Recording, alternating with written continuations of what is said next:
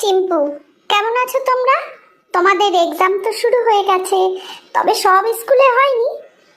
যা বলছিলাম, with SS ma'am চ্যানেলে তোমাদের স্বাগত জানাই। আজ আমি সত্যেন্দ্রনাথ দত্তের লেখা কবিতা দূরের পাল্লা কবিতাটি পাঠ করব, আর এসএস ম্যামের কাছে থেকে হাতে কলমে সমস্ত প্রশ্ন উত্তরগুলো জেনে নেব। চলো তবে শুরু করা যাক। কবি সত্যেন্দ্রনাথ দত্তের লেখা কবিতা দূরের পাল্লা। ছিটখান তিনদার তিনজন মাল্লা, চৌপর দিন ভোর দেয় দূর পাল্লা। পারময় ঝোপঝাড় জঙ্গল জঞ্জাল, জলময় শৈবাল পান্নার টাকশাল।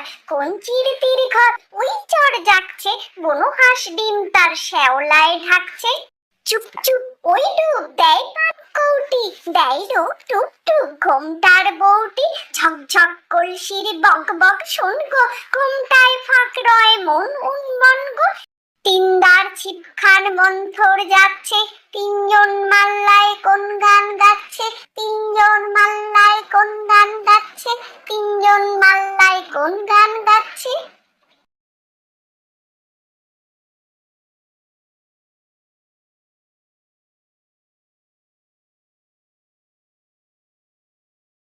সত্যেন্দ্রনাথ দত্তের 1882 সালে জন্ম, মৃত্যু 1922 সালে।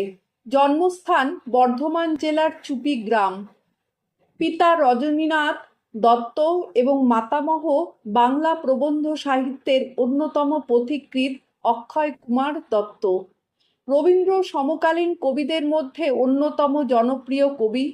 তার রচিত উল্লেখযোগ্য কাব্যগ্রন্থগুলো হল সবিতা, সন্ধিক্ষণ, বেণু ও বীণা, ফুলের ফসল, কুহু ও কেকা, বেলা শেষের গান, বিদায়, আরতি প্রভৃতি, এবং অনুবাদ কবিতা তীর্থসলিল, তীর্থরেণু, মণিমঞ্জুষা প্রভৃতি।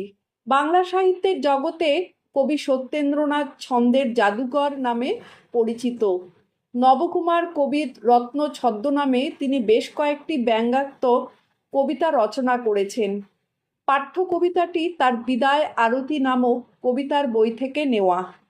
একের দাগে প্রশ্নটি হলো, কবি সত্যেন্দ্রনাথ দত্ত বাংলা কাব্যজগতে কোন অভিধায় অভিহিত? উত্তর হবে, কবি সত্যেন্দ্রনাথ দত্ত বাংলা কাব্যজগতে ছন্দের জাদুকর অভিধায় অভিহিত। 2 নম্বর প্রশ্নটি হলো, তার লেখা দুটো কবিতার বইয়ের নাম লেখো। উত্তর লিখবে, তার লেখা দুটো কবিতার বইয়ের নাম হলো সবিতা এবং ফুলের ফসল। 3 দাগের প্রশ্নগুলো হলো, কবি সত্যেন্দ্রনাথ দত্ত কি নামে পরিচিত? কবি সত্যেন্দ্রনাথ দত্ত ছন্দের জাদুকর নামে পরিচিত। কবিতাংশে যে নৌকোটির কথা বলা হয়েছে তাতে কতজন মাঝি রয়েছেন?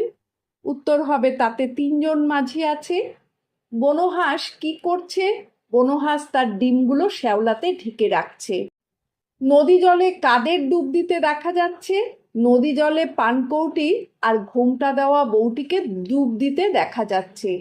মাঝিরা কেমন ভাবে নৌকা বেয়ে চলেছে? মাঝিরা গান গাইতে গাইতে মন্থরভাবে নৌকা বেয়ে চলেছে। চৌপর শব্দের অর্থ সমস্ত দিন বা রাত। কবিতাংশে দিনের নানা ছবি কিভাবে পড়েছে তা লেখো।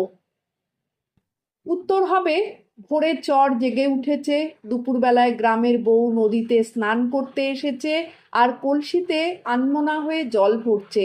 বনহাঁস তার ডিমগুলো শ্যাওলায় ঢাকছে, পানকৌড়ি জলে ডুব দিয়ে মাছ ধরছে।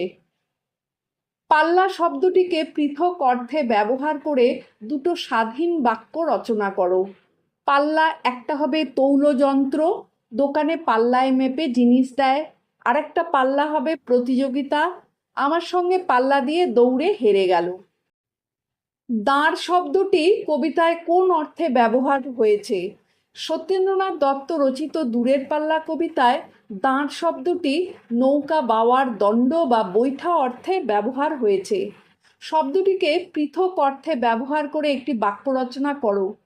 দাঁড় হলো প্রতিষ্ঠিত করা। গরিব ছেলেটি দিনরাত পরিশ্রম করে জীবনে দাঁড়িয়ে গেল।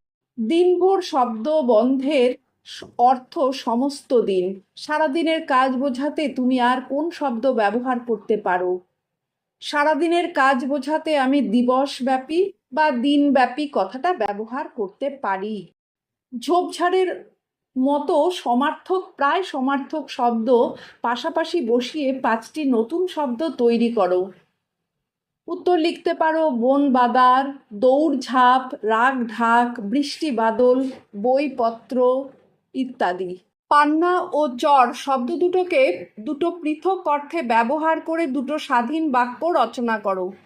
পান্না একটা মূল্যবান পাথর, আমার একটি পান্না দেওয়া আংটি আছে। আর একটা পান্না হলো শরবত, আম পান্না খেতে খুব ভালো। চর হলো একটা নদীর ধার, নদীর চরে আমরা বনভোজন করতে গিয়েছিলাম। আর একটা চর মানে হলো গুপ্তচর, শত্রু চর চারিদিক ঘিরে ফেলেছে। টুপটুপ ঝকঝক বকবকের মতো ধন্যাত্মক অনুকার শব্দদ্বৈতের 5টি উদাহরণ দাও। তুমি লিখতে পারো খক খক, লক লক, ঠক ঠক, ধক ধক, চমচম।